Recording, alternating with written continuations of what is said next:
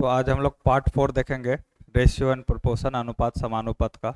और इसमें जो पहला क्वेश्चन है वो है, एक थैले में 1 रुपये 50 पैसे और 25 पैसे के सिक्कों की संख्या का अनुपात 5:6:8 है।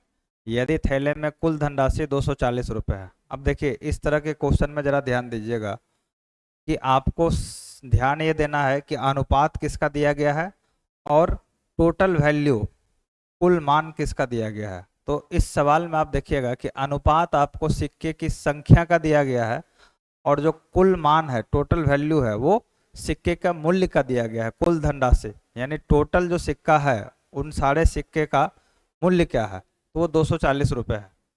तो अगर आपको सिक्के की संख्या का अनुपात दिया हुआ है और जो टोटल वैल्यू है वो मूल्य दिया हुआ है, टोटल वैल्यू दिया हुआ है, उन उन तीनों सिक्कों का मूल्य, कुल धनराशि दिया हुआ है, तो आपको क्या करना है कि संख्या से पहले मूल्य के अनुपात में बदल लेना है।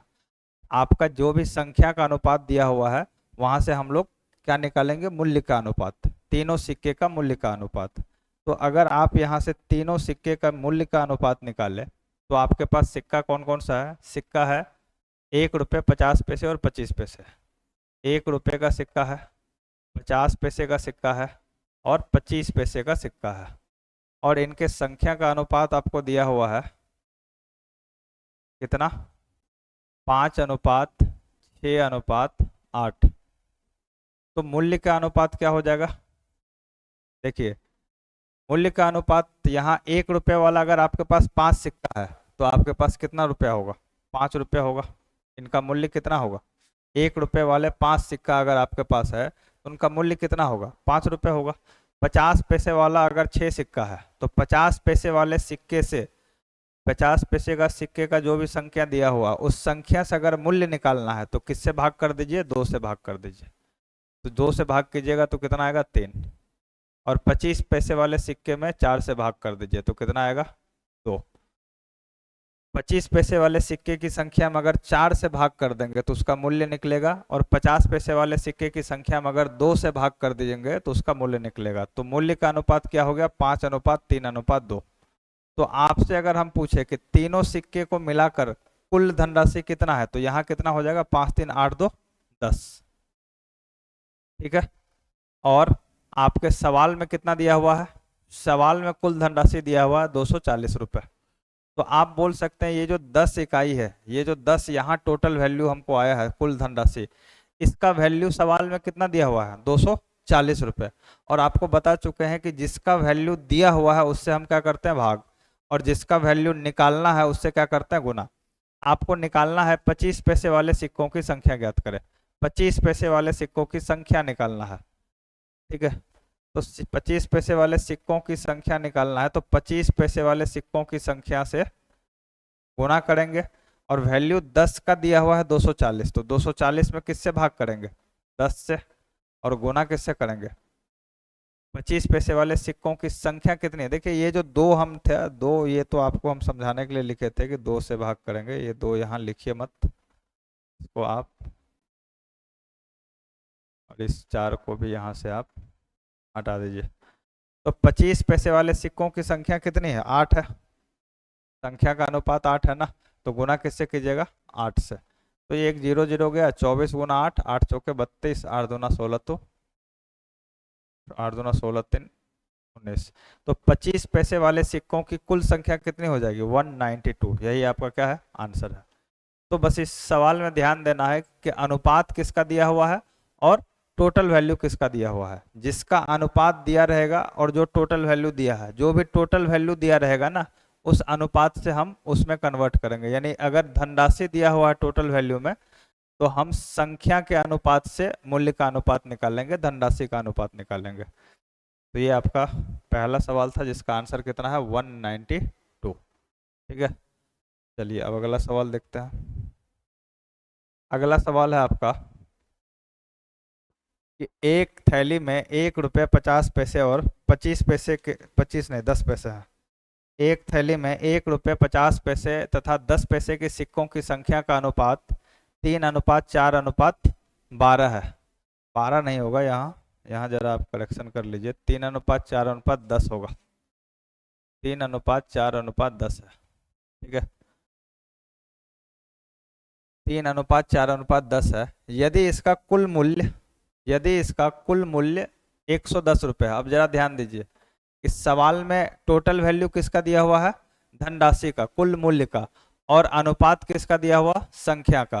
तो यहां से आप क्या कीजिएगा, आप लिखिए किसका किसका दिया हुआ, 1 रुपये, 50 पैसे और 25 पैसे वाले सिक्के हैं, और इनका अनुपात, संख्या का अनुपात है 3:4:10। संख्या का अनुपात है 3:4:10। तो मूल्य का अनुपात क्या होगा? 1 रुपये वाले अगर 3 सिक्के हैं तो मूल्य कितना होगा? 3। 50 पैसे वाले 4 सिक्के हैं, सिक्के में 2 से भाग कीजिए, 4 में 2 से भाग कीजिएगा 2। 25 नहीं है, सॉरी, ये 10 है, इसको 10 लिखिए। ये 10 पैसे वाले सिक्के हैं, सवाल में क्या है? 10 पैसे वाले।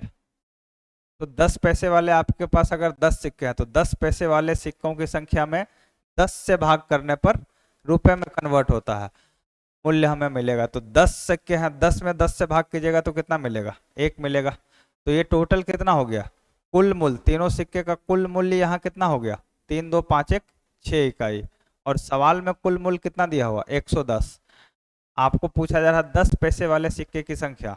तो 10 पैसे वाले सिक्के की संख्या अगर निकालिएगा तो इस 6 इकाई का वैल्यू सवाल में 110 दिया हुआ है, तो 110 में किससे भाग कीजिएगा? 6 से। और 10 पैसे वाले सिक्के की संख्या कितनी है? 10 है, तो गुणा किससे कीजिएगा? 10 से। 6 से काटिएगा, कटेगा क्या ये? 6 दूना 12, 6, ये 110 नहीं होगा यहाँ यार, करेक्शन कीजिए। ऐसा कोई डाटा रखना है जो इजीली कटे। तो ये 6 से एक बार में दीजिएगा, बचेगा 5, और 6 नमा 54, 9 कर दीजिए, तो यहाँ 4 कर दीजिए। यहाँ भी आप क्या कीजिए, 114, और यहाँ क्या कीजिए, 114। तो अगर 6 का 6 एक बार में गया, बचा 5, 4 आया, 6 नमा 54, 114 है। तो 19 गुना 10 कितना हो जाएगा? 190।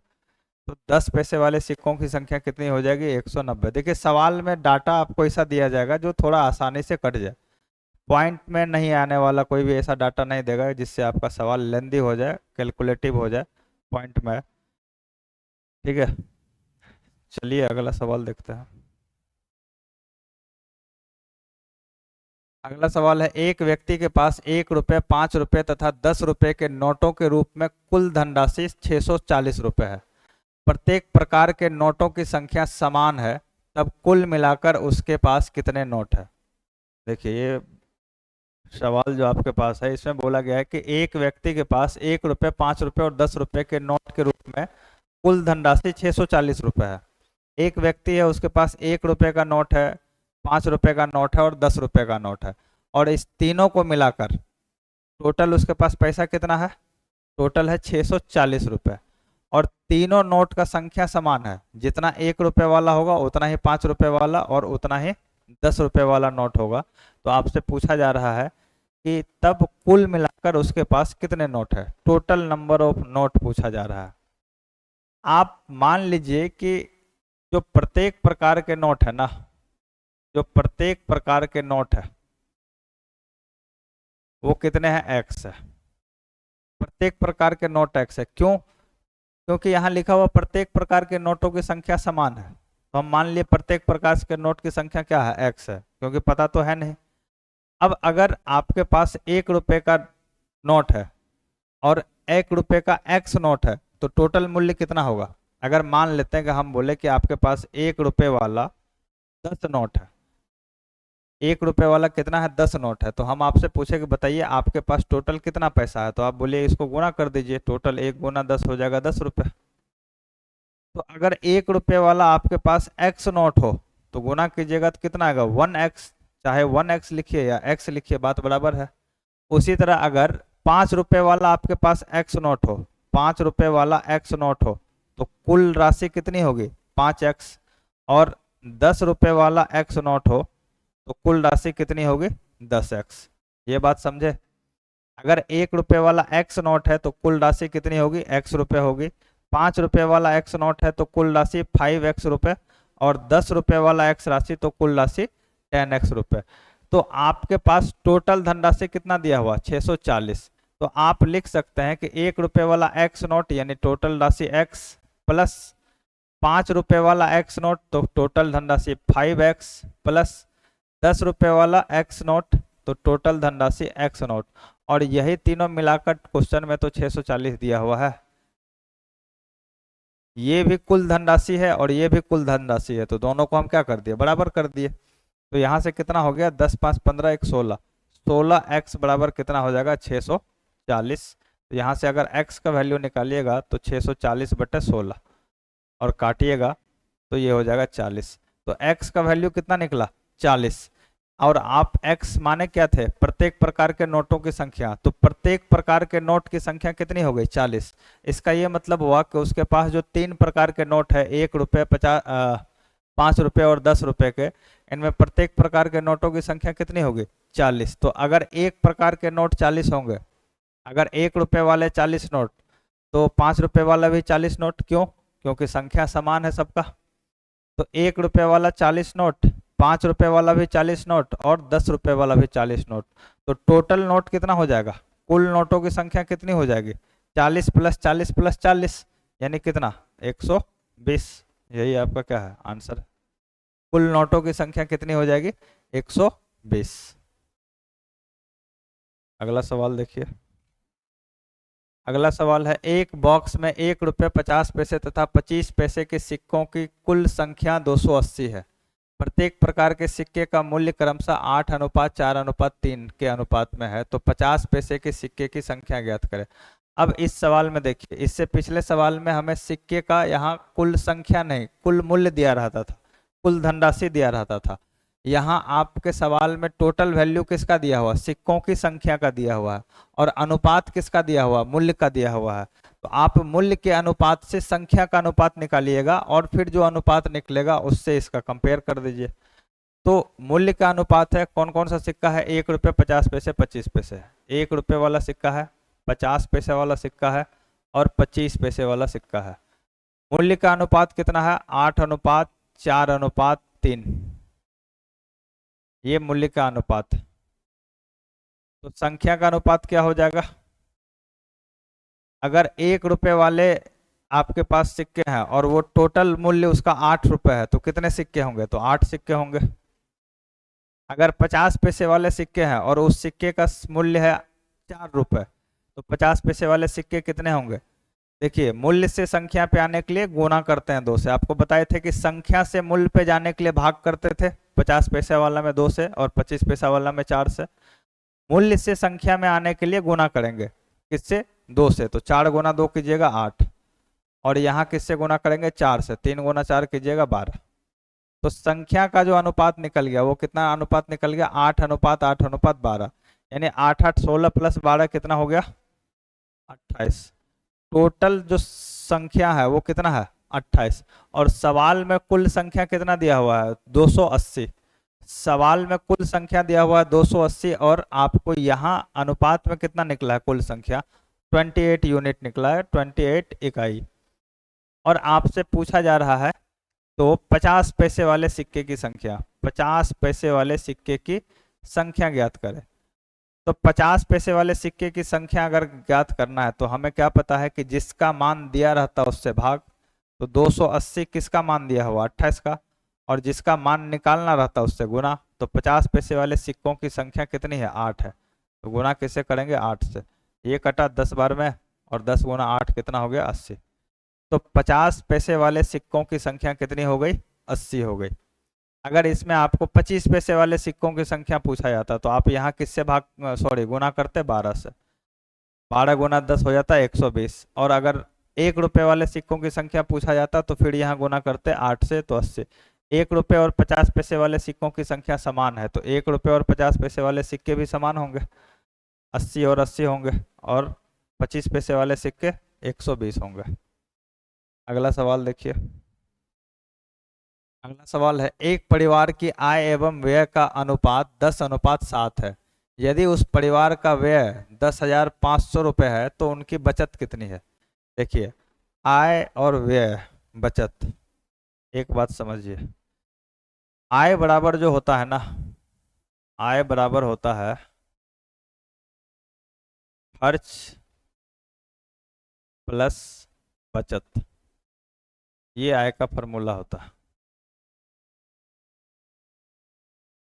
आय का फॉर्मूला क्या होता है? आय बराबर खर्च प्लस बचत। खर्च को ही व्यय बोलते हैं, व्यय और खर्च दोनों समान चीज है।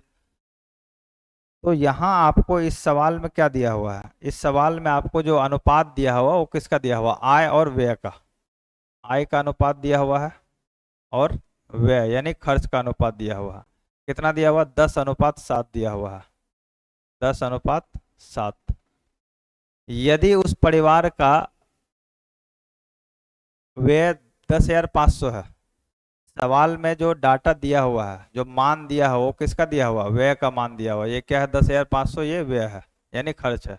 तो उसकी बचत।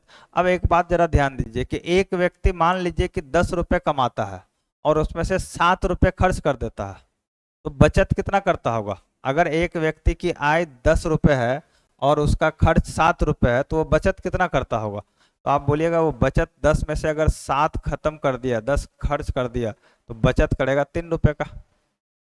तो यहां से आप अगर आय और व्यय दिया हुआ है तो खर्च भी निकाल सकते हैं। खर्च कितना हो जाएगा? 3। ठीक है। तो आपको सवाल में जो डाटा दिया हुआ, सवाल में जो वैल्यू दिया हुआ, मान दिया हुआ 10,500, ये किसका दिया हुआ है? बचत, सॉरी व्यय का दिया हुआ, खर्च का। और यहाँ व्यय कितना दिख रहा है? 7। तो आपको पता है कि भाई जिसका मान दिया हुआ है उससे भाग करेंगे। 10,500 में भाग किससे करेंगे? 7 से। और निकालना है बचत। बचत कितना है? 3। तो 3 से गुना कर देंगे, यही बचत निकल गया। 7 से काटिएगा, ये 1500 होगा, और 1500 गुना 3 कीजिएगा तो 4500। तो व्यक्ति का जो बचत है वो कितना है? 4500 रुपये। व्यक्ति 4500 रुपये बचाता है। यहाँ से आय और व्यय, ये फॉर्मूला याद रखिएगा। आय इक्वल टू खर्च प्लस बचत, या खर्च को ही आप व्यय लिखते हैं, व्यय प्लस बचत। तो आय अगर 10 रुपये है तो खर्च कर दिया 7, तो बचाया कितना? 3। 7 का वैल्यू दिया हुआ क्वेश्चन में 10,500, तो 7 से भाग, निकालना बचत है, 3 से गुना, आंसर 4500 रुपये।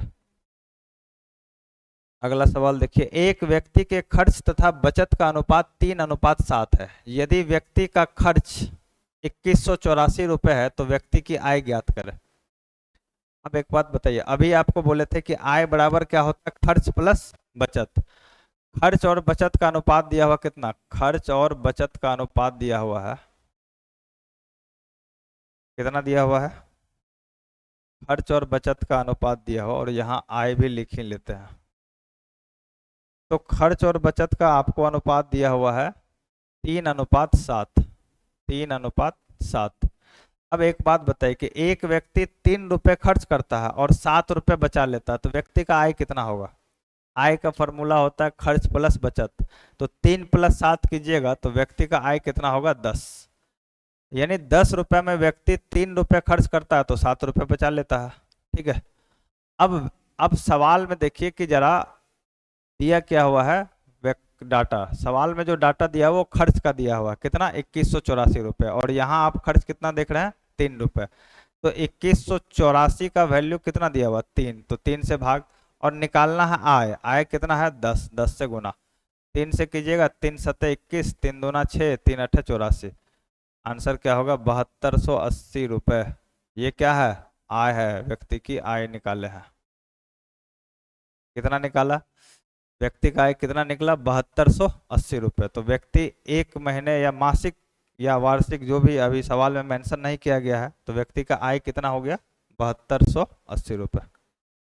अगला सवाल देखिए, ए और बी की आय का अनुपात 3:2 है और उनके खर्च का अनुपात 4:3 है। यदि वे क्रमशः 20,000 तथा 10,000 रुपये की बचत करते हैं तो ए और बी की आय ज्ञात करें। देखिए, दो व्यक्ति है ए और बी, और उनके आय का अनुपात दिया हुआ है 3:2, और उनके खर्च का अनुपात दिया हुआ है 4:3। आय का अनुपात दिया हुआ है 3:2 और खर्च का अनुपात दिया हुआ है 4:3। यदि वे क्रमशः 20,000 तथा 10,000, मतलब ए कितना बचा रहा है? 20,000 रुपये, और बी कितना बचा रहा है? 10,000 रुपये के बचत करता है, तो ए और बी की आय ज्ञात करें। दोनों का आय आपसे पूछा जा रहा है। अब अभी आपको हम बताए थे कि आय बराबर फॉर्मूला क्या होता है। आय बराबर जो फॉर्मूला होता है ये होता है खर्च प्लस बचत। खर्च और बचत को अगर आप जोड़ देते हैं तो यहां से हम क्या पता कर सकते हैं, आय पता कर सकते हैं। अब जरा ध्यान दीजिए कि आपको सवाल में क्या दिया हुआ, बचत दिया हुआ है और आपको अनुपात दिया हुआ है आय का, और किसका अनुपात दिया हुआ, खर्च का। तो अगर आप आय में से बचत को घटा दे, आय में से आप क्या कर देते हैं, आय में से अगर आप बचत को घटा ले तो क्या निकल के आता है, खर्च निकल के आता है। आय में से बचत को अगर आप घटा ले तो क्या निकल के आएगा, खर्च निकल के आएगा।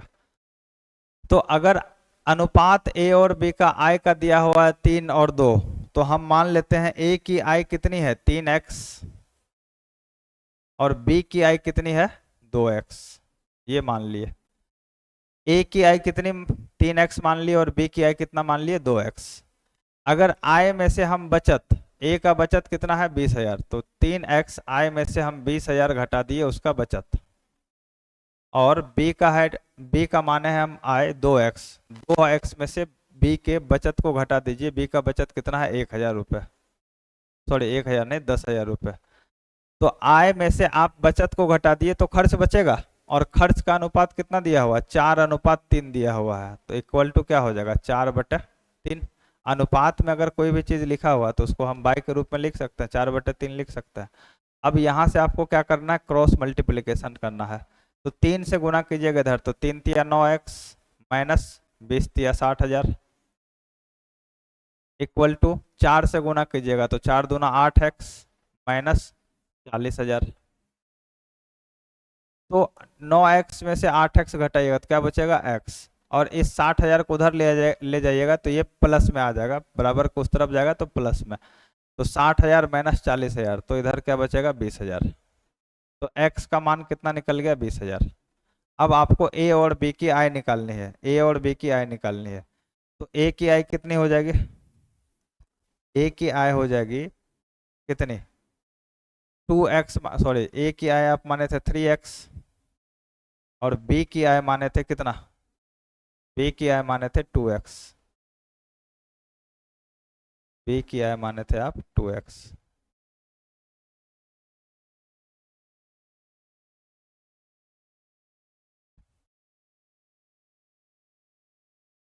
तो यहां से देखिए अगर x का वैल्यू पुट कीजिएगा तो 3 गुना कितना हो जाएगा 20,000, तो 3 गुना 20,000 कीजिएगा तो ए का आय कितना हो गया 60,000 रुपये, और यहाँ 2 गुना 20,000 कीजिएगा तो कितना हो जाएगा बी की आय 40,000 रुपये। तो ए और बी का आय आपको पता चल गया, ए का आय कितना है 60,000 रुपये और बी का आय है 40,000 रुपये। ठीक है, चलिए अब अगला सवाल देखिए। अगला सवाल है कि पुरुष तथा महिलाओं में कुल आय के वितरण का अनुपात 6:5 है, जबकि प्रत्येक पुरुष और प्रत्येक महिला की आय का अनुपात 2:3 है। तब पुरुष तथा महिला की संख्या का अनुपात ज्ञात कीजिए। देखिए पुरुष महिला है, मान लीजिए किसी ऑफिस में पुरुष और महिला काम करते हैं, तो पुरुष तथा महिलाओं में कुल आय के वितरण का अनुपात, इसका मतलब ये हुआ कि इस ऑफिस के अंदर जो भी काम हो रहा है, जो मान लीजिए ये ऑफिस है, इस ऑफिस के अंदर मेल होगा और फीमेल होगी। तो जो पुरुष है और महिला है इनके कुल आय का, मान लीजिए कि 10 आदमी है, कितने 10 मेल है और 15 फीमेल है। 10 मेल 10 पुरुष जो है इन सबको मिलाकर मान लेते हैं हम 1,00,000 रुपए का आय होता है, इन सबको मिलाकर 1,00,000 रुपए दिया जाता है। ठीक है, और 15 फीमेल जो है इन सबको मिलाकर 1,50,000 दिया जाता है। कितना दिया जा रहा है 1,50,000 दिया जा रहा है। ठीक है, अब मान लीजिए कि ये 10 और 15 आपको नहीं पता है, ये 10 पुरुष और 15 पुरुष के बारे में आपको नहीं पता है कि कितने पुरुष है, 10 है या 15 है, ये आपको नहीं पता है। ठीक है, हम आपको बस बोल रहे हैं कि पुरुष जो है वो कितने हैं पुरुष, टोटल पुरुष जो है उनको 1 लाख रुपए मिलता है, और कुल महिलाएं जो है उनको 1.5 लाख रुपए मिलता है। और हम ये आपको बोलते हैं कि प्रत्येक पुरुष को 10,000 रुपया मिल रहा है। प्रत्येक पुरुष को कितना मिलता है? 10,000 रुपये। और प्रत्येक महिला को 15,000 रुपये मिलता है। ठीक है, प्रत्येक पुरुष को कितना मिल रहा है? 10,000। प्रत्येक महिला को 15,000। तो हम आपसे पूछे कि बताइए ऑफिस में पुरुष की संख्या कितनी है, तो आप बोलिएगा कि एक पुरुष को मिलता है 10,000, और टोटल कुल मिला के पुरुष को जो सैलरी दिया जाता है वो टोटल सैलरी है 1 लाख रुपए का। तो अगर हम दे 1 लाख रुपए में, इस 1 लाख रुपए में 10,000 से भाग कर दे तो यहाँ से निकल के आएगा 10, तो कुल पुरुष की संख्या हो जाएगी 10। और अगर महिला का संख्या निकालिएगा तो महिला की संख्या होगी कि 1.5 लाख में 15,000 से भाग कर दीजिए, यानी कुल सैलरी में, कुल आय में अगर प्रत्येक व्यक्ति के आय से भाग कर दिया जाए तो व्यक्ति की संख्या का पता चल जाता है। ये सवाल भी आपको वही बोला गया है। सवाल में आपको बोला गया है कि एक ऑफिस है या जहां भी हो, वहां पुरुष तथा महिला के कुल आय का वितरण,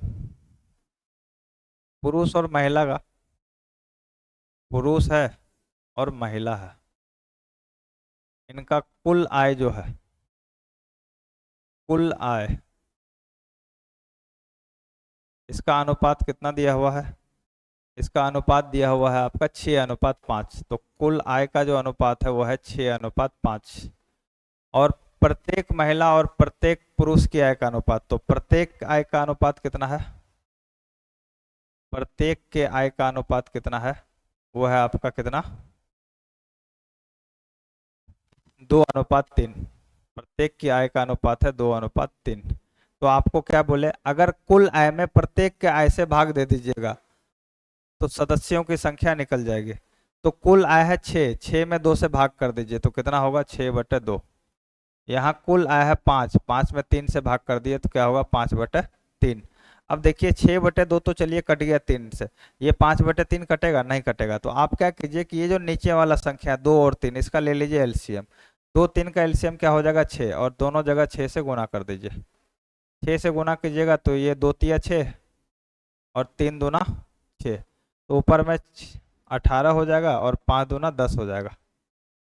ये हो जाएगा 18 और ये हो गया 10।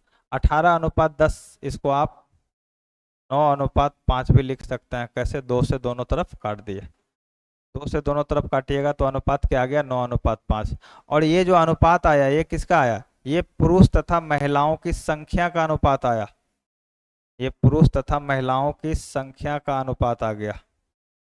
तो पुरुष तथा महिला की संख्या का अनुपात कितना हो गया? 9:5। ठीक है, चलिए अगला सवाल देखते हैं।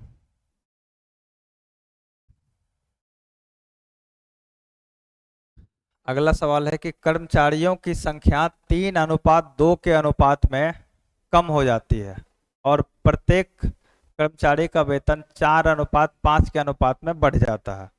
कर्मचारी की जो संख्या है वो 3:2 के अनुपात में कम हो गई और प्रत्येक कर्मचारी का वेतन 4:5 के अनुपात में बढ़ जाता है। ऐसा करने से कंपनी 12,000 रुपये बचा लेती है। देखिए कंपनी की संख्या, कंपनी में कर्मचारियों की संख्या कम हो गई है। कितना कम हो गई? तो पहले जो संख्या थी वो कितनी थी और अब कितनी है, इसका अनुपात दिया हुआ। पहले अगर 3 कर्मचारी था तो अब कितना है? 2। ये क्या है? संख्या। वेतन का अनुपात क्या है? वेतन अगर पहले कितना था? 4, तो अब कितना हो गया? 5। अब जरा ध्यान दीजिए कि पहले 3 कर्मचारी था और उसको वेतन 4 मिलता था।